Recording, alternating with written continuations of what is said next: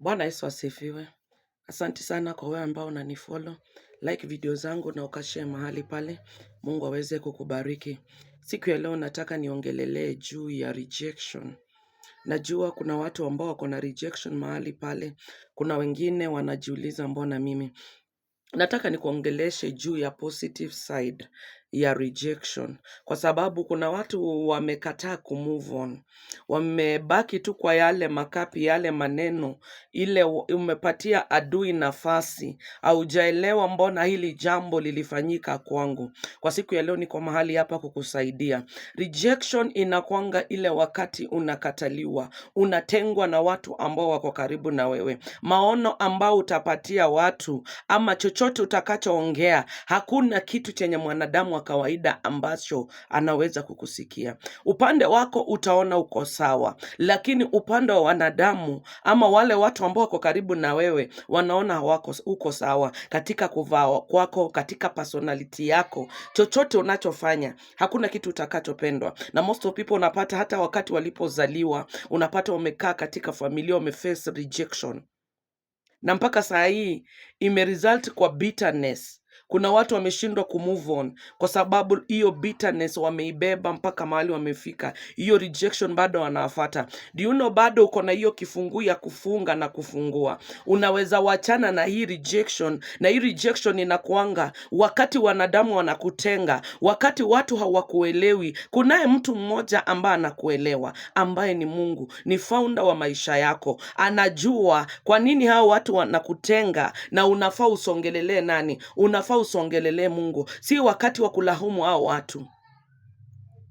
Wewe unaishi tu unasema mtu fulani alinifanyia hii, but uangalie angalau positive side yake. Kuna mambo Mungu alitaka huyu mtu asikae kwa maisha yako, kwa sababu kuna kitu chema nataka kufanya ndani ya maisha yako. Kuna ile chenye hawezi fanya, na ni mimi Mungu ninaweza tengeneza. Hekima ya mwanadamu haiwezi tengeneza chenye nimekuwekea, kwa sababu wale watu ambao wanapitianga rejection, kuna maono ambao wako nayo, wako great, ni watu ambao wamebarikiwa, ni watu maono yao iko extraordinary kuliko na wale watu ambao wako around, watu ambao wamemsurround. Unapata maono yako ama personality yako, hao watu hawezi elewa. Hata ufanye namna gani, hawawezi kukuelewa, not unless uachane nao. Kile kitu wanaweza fanya ni kukuua, kukill dreams zako,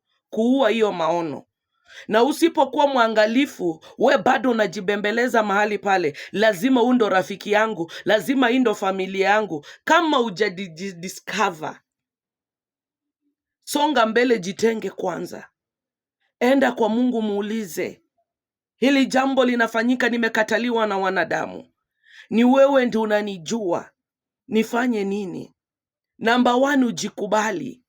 Ndio wamenikataa, lakini ni wakati wa kusonga mbele. Huyu akinikataa, kunaye yule Mungu atakupatanisha naye, yule ambaye atakuelewa na atakubali. Mungu yuko pale, yuko tayari kukukaribisha.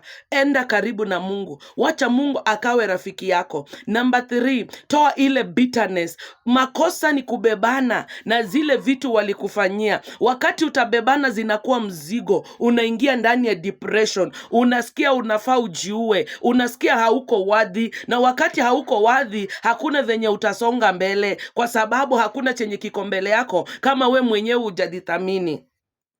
The only option ambao unakuanga nao wakati uko rejected ni wewe work hard on yourself, urudi kwa Mungu, jitengeneze mpaka ufeel wanted, uanze kukutafuta wenyewe, sio ujibembeleze. Na wakati utatengeneza hiyo ukubalike tena, ni lazima utakuwa umetengeneza moyo wako, utakuwa umetengeneza connection yako. Uulize Mungu, ni nini niko nao tofauti? Nimekuambia mtu ambaye ana face rejection wanakataa kwa sababu gani? Wanajua utaendelea kuwaliko. Blessing ambao uko nayo hakuna mtu ashaikuwa nayo. Say the only thing uko nayo ni kukumaliza, kukuua, wakutupe. Wanakuambia hawezi kuua hiyo vision, wanakuona vile uko mbaya, hata kitu utakaofanya itakuwa mbaya. Lakini kuna yule alikuwa founder, yule aliyefungulisha hiyo mlango, kwa sababu anajua utukufu hautaendea hao watu, utukufu ni wake. Ni lazima urudi kwake akutengeneze. Daudi wakati walipoona kwao option ambao alikuwa nao ni kuchunga kondoo, alikuwa anatumwa kuchunga kondoo, hao wengine wakikaa na baba yao, kwa sababu baba alikuwa anaona hao watu ndo wako strong, hao ndo wako na thamani, hao ndo watanisaidia. Wengine walikuwa wanajeshi katika kikundi cha Sauli. Daudi alikuwa tu hivi, na wakati alisukuma kuchunga kondoo, Daudi hakukataa. Alikuwa mahali pale, alichunga kondoo na roho yake moja, lakini katika kuchunga hiyo kondoo, Mungu alikuwa anamfundisha, Mungu alikuwa anamtengeneza. Sio yule alikuwa anatumwa anakataa. Kuna watu wanaambiwa toka mahali uliko, enda mbali ujitafute. Mungu anakuambia wachana na hao watu wa familia, ni wakati utoke uende ujitengeneze. We mwenyewe umekatalia mahali pale, bado unataka attention ya hao watu, bado unataka attention ya wazazi wako, unataka attention ya mandugu zako, na ujui wale wako pale kukumaliza. Ni lazima utoke, utengwe. Hautawahi endelea ukiwa karibu hapo, hautawahi hili ukiwa karibu nao. Ni lazima utoke uende mbali, na wakati utakuwa mbali, ujifungue, ujitengeneze. Enda kwa Mungu, rudia Mungu. Sio tena ukimbilia kwa wanadamu wengine, hapana. Tafuta Mungu. Jua wanadamu wamenikataa, na kila mwenye nitapatana naye, kwa sababu chenye niko nacho kiko zaidi yao, watanipiga vita. Kuna wale Mungu ataleta, wale ambao wako na the same vision, ama wale destiny connector watakuja, lakini itakuwa in the process ambao wewe umehili moyo wako, umehili mawazo yako, umejikubali kwanza. Uache kuungana na wale kujikataa, uanze kujikubali, uanze kureverse ile maneno walinena. Daudi alilinda chunga kondoo za babake, na wakati huo alikuwa anatengwa. Wakati Samueli alitumwa kwao, ilikuwa wakati wa kusongeshwa kuliko hata mandugu zake, kwa sababu uko tofauti.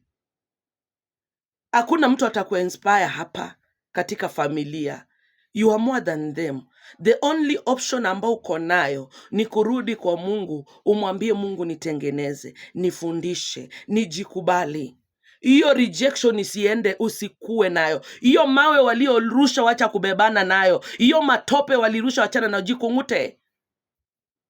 Songa mbele, jenga life yako. Wakikupigia simu shika, wakikataa wachana nayo. Wakikutembelea watembelee, kama wataki wachana nao. Kuna wakati, wacha kujibembeleza kila wakati simu, nini mnen. Kama wataki kukupigia simu wachana nao. Hawataki salamu yako, kama wataki salamu yako wachana nayo. Kama utawasalimia, kwani utakufa? Ni wakati unajitengeneza. Kaa na wale watu ambao wanakutaka. Kwa sababu gani? Unajaribu kujijenga. Kukaa na wale watu ambao wakutaki, wanakuua, hautawahi songa mbele. Kumbuka vita za kiroho zinakuanga stronger than the physical. Hiyo rejection unaona kwa macho, hiyo ni kidogo. Ile kiroho, ile mambo wanasukuma ndo makubwa. So the best way ni kukaa mbali, ujijenge.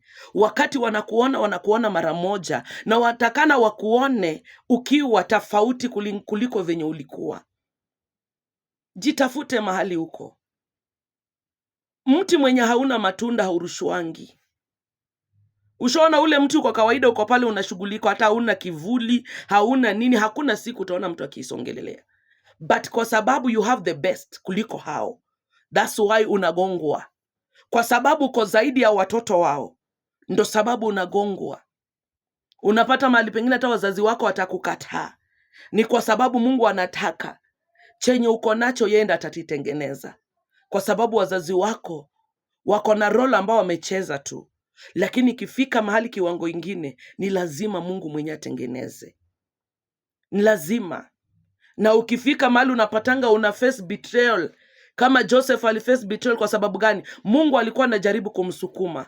Ukiwa na mtu wa rejection, hakunanga comfort zone kwako, ni lazima ung'ang'ane. Joseph alitoka step by step by step mpaka Mungu akamfikisha mahali pako. Mpaka wakati unaelewa, sifai kumtegemea mwanadamu, nafaa nimtegemee Mungu. Ni wakati chenye kitakuja nitakiface na ninatoka nikiwa mshindi kuwaibisha adui. So adui wako anaweza kuwa anyway, your brother, your sister. Yes. Kwa sababu kuna war, na ile war ni kwa sababu yako. It's for your own benefit. Wamekukataa kwa sababu yako mwenyewe. Ni benefit ni wewe. Ili ujijue. Wakikataa kukataa, ukikaa pale wakikupenda, wakikupatia venye utafanya, bado utukufu utabaki kwa, watasema si ndo tulifanya. Lakini wakati utakaa peke yako, ujitengeneze, ujue kupigana vita za kiroho, ujikubali, umkaribishe Mungu. Unasema wanadamu wamenikataa, lakini Mungu, wewe uliyekuwa mwanzilishi yangu, wewe uliyeniumba, unajua ni nini, ni matunda gani nilio nayo, ni maono gani nilio nayo, vipi niko tofauti. You are different. Tofauti yangu iko namna gani na nitakaa namna gani? Haya mawe nilibebeshwa, matope niliyopakwa, ninajikung'uta na ninatoka nikiwa safi. Kutana nao, wasalimie, lakini sio wale utawakaribisha zaidi, kwa sababu bado unatengenezeka. Problem ni ile bado unakauka, unawarudia, wanakubomoa. Ngoja kwanza utengenezwe. Kaa katika process, tulia, ukamilike. Before ufanye kitu yote, rudi kwa Mungu, kwa sababu ni yeye anatengeneza, yeye ana order your steps. Hata kama Mungu atakubariki ufike zaidi, hakuna siku utaenda kwa sababu nimeenda. Hapana, lazima urudie Mungu. Uulize Mungu, niende namna gani, nifanye namna gani. Utapata hiyo rejection imekuondokea. Unaweza chukua hiyo rejection, ukikataa kufata venye watu walisema, usikize Mungu anasema nini, ukubali, useme mimi nimejikubali. Wacha kusaidia wale watu kuua maono yako. Wacha kusaidia wale watu kukupiga, kufungua hiyo mlango. Funga hiyo mlango. Wakisema wewe hauwezi, badilisha, useme ninaweza. Matendo yako, you are in you. Sema ninaweza. Vita ambazo walirusha, maneno ambayo ulipitia ukiwa utotoni, ni wakati wa kuachililia. Mungu anakupa a new beginning. Fungua hiyo chapter ukiwa na confidence. Anza na Mungu. Ambia Mungu, hata kama walinikataa, Mungu hakukuacha. Ndio sababu umefika sasa unanisikiza. Mungu hajakuacha, bado ako pamoja na wewe. Ako tayari kusimama na wewe. Ako tayari kukuongoza. Kama aliongoza Daudi, kama aliongoza Josefu, ako na uwezo ya kukuongoza. Abrahamu wakati alikataliwa, wakasema hana mtoto, Mungu akamwambia ninaanza chapter mpya na wewe, lazima uenende na mimi. Abrahamu aliongozwa na Mungu. Hakuangalia nyuma. The problem tunaangalianga nyuma. The problem tunaangalia maneno walibeba, na hiyo ukibebana na hizo maneno, ukibebana na vile vita ulipigwa, hautawahi songa mbele. Deliver yourself. Jikubali. Jione pale mbele. Discover yourself. Kaa mahali, jiite meeting. Unasema hapana, sikubali. Na ukikubali, utakuwa vile wenye wamesema, kwa sababu shetani alipanda yale maneno, ile mbegu ile walikutupia itachipuka na itazaa matunda, na utakuwa vile vile. Watu ambao walikataa kujikubali, watu ambao walisema walisema iko hivyo, hata wazazi wangu walisema, hata mandugu zangu walisema, so and so walisema, na ukasahau ya kwamba na Mungu amesema haji, ukakubaliana nao, utakuwa vile wamesema, kwa sababu maneno ni mbegu na itachipuka. Wakati umekubali, itachipuka, nitazaa matunda, na matunda itakuwa tu vile wamesema. So can you utoe hiyo mbegu? Ngoa, jifungue, useme hapana, itawezekana. Na kajaribu, mnapingana na maneno yenu, mimi ni fulani fulani, na katika kukataa maneno yao, itakupa a new chapter, itakupa nafasi, that inner peace, na Mungu ataanza kukuongelesha, ataanza kuordain njia zako. Wacha kuchukua negativity ndani ya hii rejection. Hii rejection ilikuwa tu kwa sababu yako, na ni yako tu. That's why kwa familia hakuna mwingine. Na wamekukataa kwa sababu gani? Si kwa ubaya, ni kwa sababu kile kiko ndani yako kiko zaidi yao. Washaona, ni wewe ndio hujaona. Na kabla uwakumalize, wewe simama, songa mbali. Mtu mwenye akona rejection, songanga mbali na wale watu ambao wanakutupia yale maneno. Kaa mbali. Hata kama utakaa peke yako na uko na Mungu, utafika haraka. Kaa mbali na wale watu ambao wako wanaona hauwezi faulu. Ukikaa mbali utajijenga, utafaulu, utaenda kiwango kingine, kwa sababu uko mbali na hao watu. So kaa mbali, hata kama ni kwa ploti, kwa nini hama na family, wale watu ambao wanakudiscourage, watu wanakujua. Kaa mbali, enda mbali na ukae mahali pale. Ukikaa mbali sio wakati wa kujihuzunisha, ni kwa peke yangu, hapana. Ni wakati unaenda kwa Mungu, unaambia Mungu, aibisha maadui zangu. Wale walisema sitaweza. Step by step utaona maisha yako ikisonga mbele. Wacha kujikataa, jikubali. Ukitoka kila asubuhi, ukiamuka, usiku na mchana, jinenee maneno ambayo alinena. Jinenee sasa baraka. Nena maneno ambayo positive about you. Usiku ukitembea tu, ukienda kazini, nitaweza. Walisema sitaweza, walisema sitafika mahali fulani, nitafika, kwa sababu aliye ndani mwangu ni mkuu kuliko aliye ndani yao. The moment unanena haya maneno na uandamane na confidence yako, be courageous. Unaweza kufanya mambo yote kupitia nani? Kristo akutiaye nguvu. Simama mahali pale mpendwa, wacha kuvunjika. Unayaweza, kwa sababu yule anakutia nguvu ni nani? Kristo. Na utaweza, na utashinda, na overcome katika jina la Yesu. Toka ndani ya rejection, toka ndani ya nini? Uko na hiyo kifungu, jifungue, jikubali, na Mungu atakubariki. Shalom.